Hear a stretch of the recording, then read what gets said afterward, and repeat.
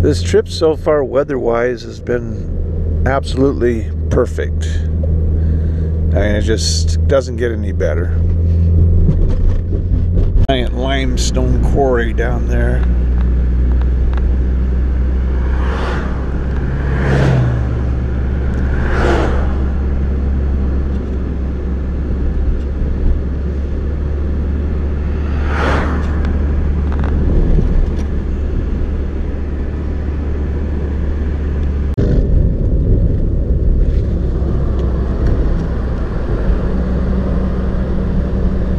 Well, on the side of the shore I'm on the American River, there's no place to dig or pan at all. The water level's too high. Now if I was on the other side, looks like maybe some good material over there.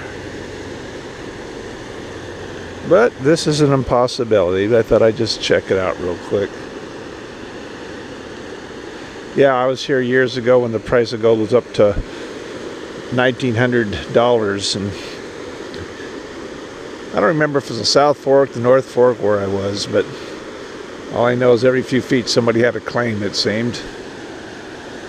This is Coloma, where James Marshall discovered gold in 1848.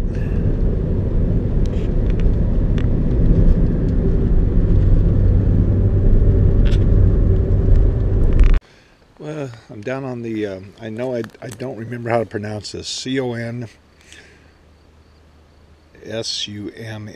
I think. Consumnes River, possibly. So I'm going to try a few panfuls here.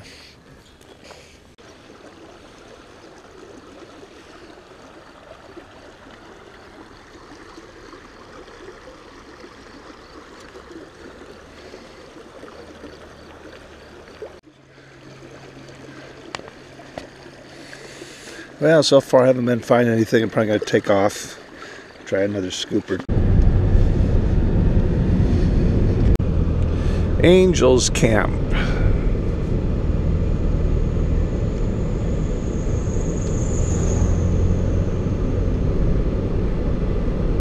Okay, I'm in Colombia now.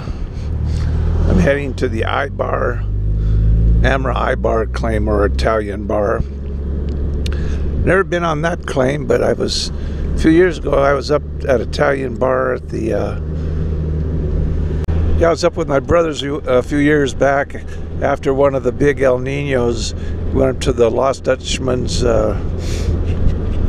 Mining Association's outings, and when we got up there, everybody said, "Oh, you should have been here 1 week ago when the waters went down." So when they subsided, they said there was just everywhere nuggets just sitting on boulders in the river. Of course, when we got there, everything was picked clean, so we didn't get anything.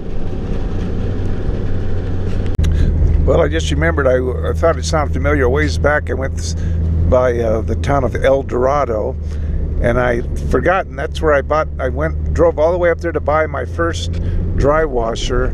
It was the first one on the market that they were saying was electrostatic. And anyway, I got that, drove all the way up there and got it, then went out to, I think it was Lucerne Valley, to some old tailing piles out there. And you got to remember, back then there weren't clubs and all that stuff.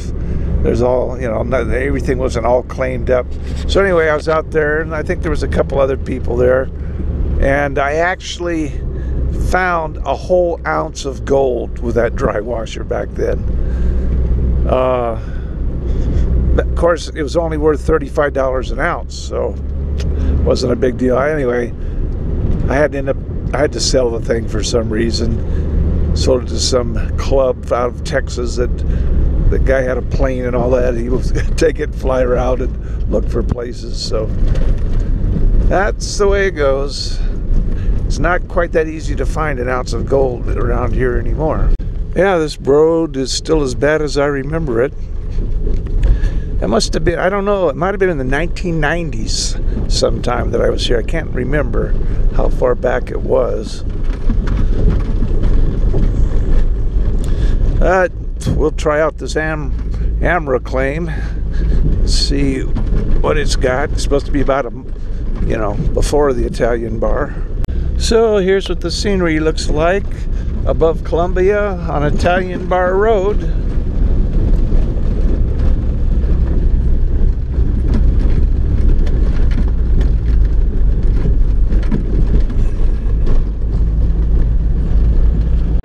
Okay, so here's the I-bar claim.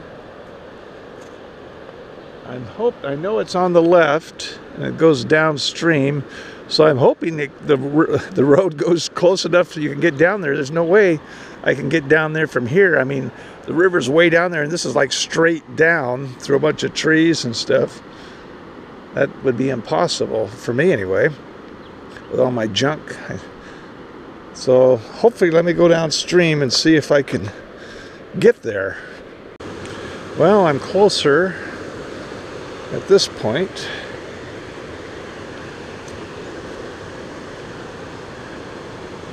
Still not a very easy way to get down. Let me look around a little more.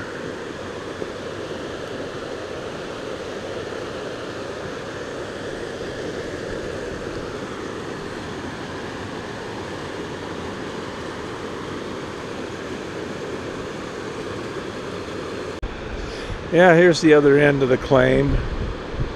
60 acres. Heading back in that direction, but it's still a ways down there. I think what I'm going to do, I'll come back here again someday, but with people with me, because it'd be too easy for something to happen, slip or something, then I'm trapped down there by myself. So I'm going to be the wise person for a change. That's what I'm going to do. Let me see what this is. Is this a trail here?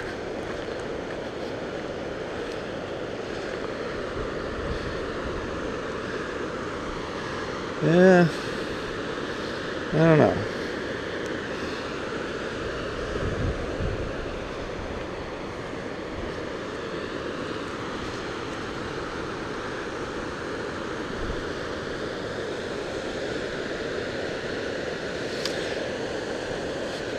Water's pretty high up too. That's another problem.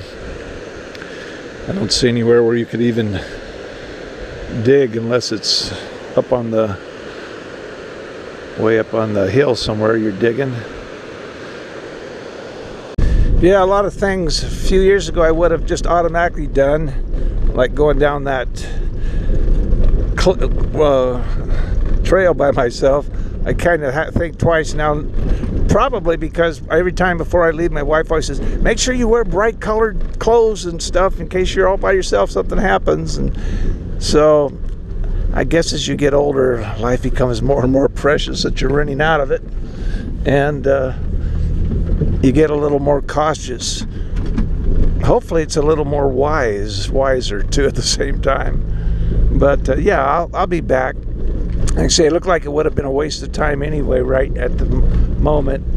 I didn't really think about, with all the rains up north, how high the water would have been at this time of year.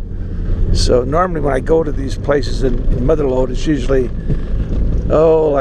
June, July, that type of thing. So, yep, we'll try it again. So, okay, if you're watching this, I know you usually get bored watching my videos, but if you happen to actually watch this one, see, I'm wearing bright colored shirt. So, if I'm lying in the bottom of a ravine somewhere, the bears can see me that way. Okay, now I'm going to try to find Chupacabra 2. I never did find Chupacabra 5. I don't know if I'm pronouncing that right, but anyway, Chupacabra. All these old mining towns are really popular on the weekends. They turned all of them into big tourist attractions.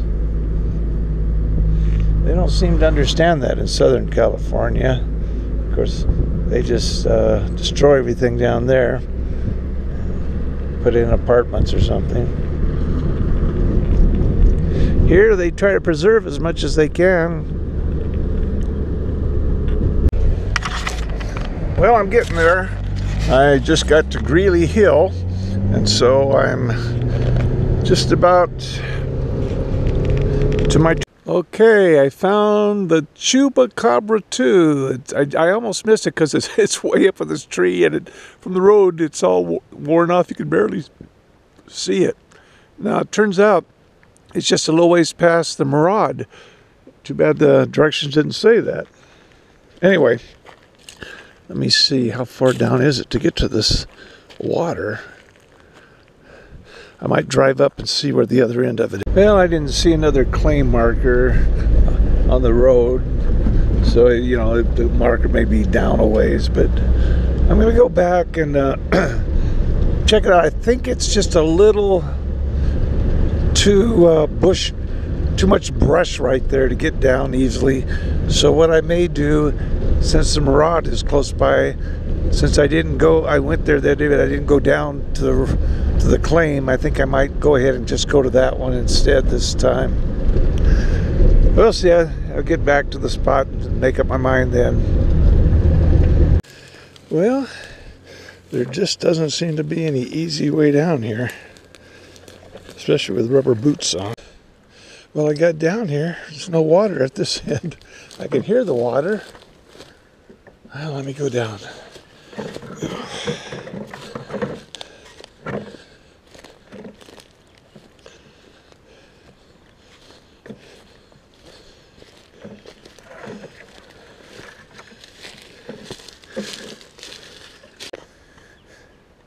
Not there yet. Right behind me, a big old branch just fell down. I don't know which tree. I just heard it bam. Huh. Okay, made it through that disaster. Water here either. Oh, I'm getting close. Hopefully I don't run into a bear now. That'd be my next problem. I'll try to videotape it. So if I don't make it back, that's what happened. He got me.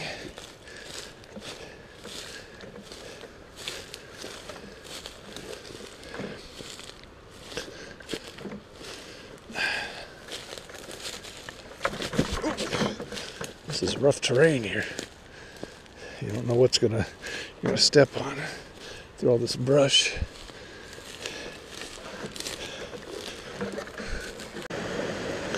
All right, I made it to the water.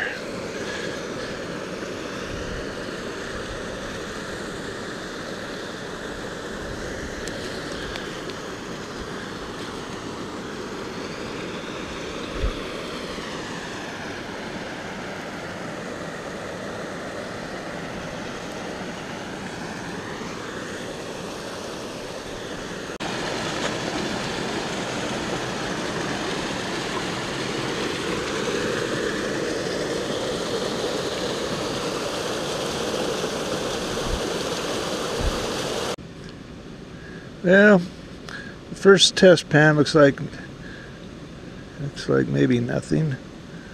Yeah. I think I saw a microscopic speck maybe.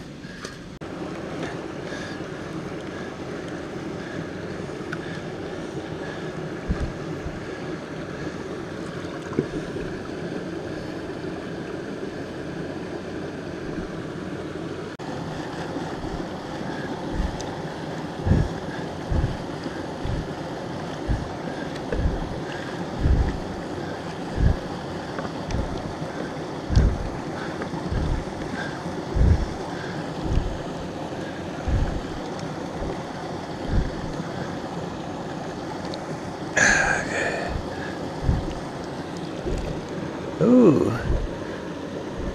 Oh yeah. There's a piece. Very nice. Okay. Alright, so here's what I ended up with at the Chupacabra 2.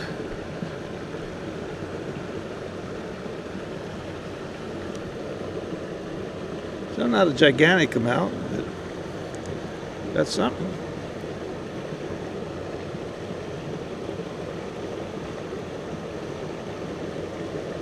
Well, now I got to work my way through the forest again and get back to the car. That's going to be fun.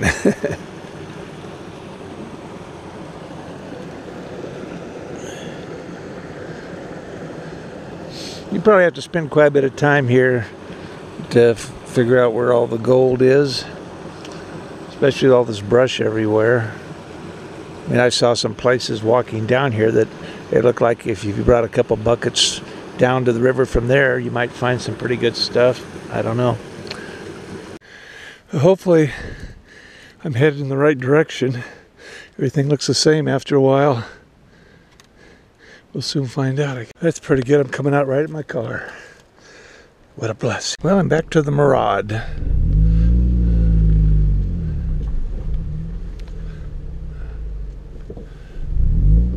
Okay.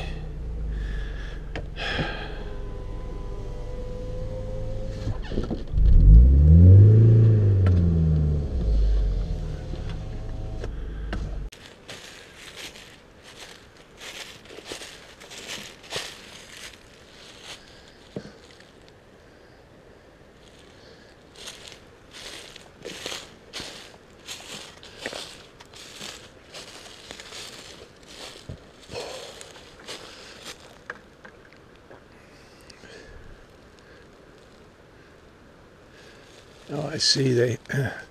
He has this part roped off. This other guy doesn't want us to mine right in there. So let me see. How can I get around all this?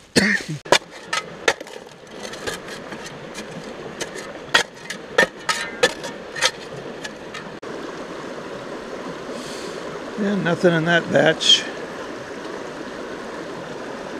Yeah, got a little bit at the Miraud. Not a whole lot. It all adds up.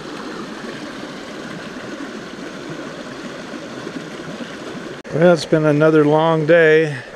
I didn't get as far south as I was hoping to, but it's almost dark, so I got to get going, see if I can get a little farther south. Well, I just met a guy, his girlfriend, and I forgot his name already as usual. He's in the UPI club, and they've got 2 or 3 claims up here, and he kind of gave me the history on their claims. They're just like right below the AMRA claims a little bit, but I guess he says there's tons and tons of fine gold in the black sand. You got to go down about up above here about 1.5 feet and get to the old tertiary, and then if you go down by the creek, go down about 1 foot. And he said, you know, he got some rice-sized stuff, but most of it, he just got like tons of flour gold in the black sand. So now I know. So when I come back, I'll have a little more information, know what to do. He said he got, I think he worked 12 hours here last time he was here, and got, what did he say? I mean, tons of black sands he took home and went through it all. It took forever, but he got a ½ ounce, he said. So I don't know, you know, hopefully he's not stretching it. Well, I had planned on being in the early evening in Buttonwillow by now, but that's like about 220 miles from here, so I don't know. I'm going to see. I'm going to drive and see if I can make it somehow. It'll be late, but it's going to take me forever just to get off of this gravel road.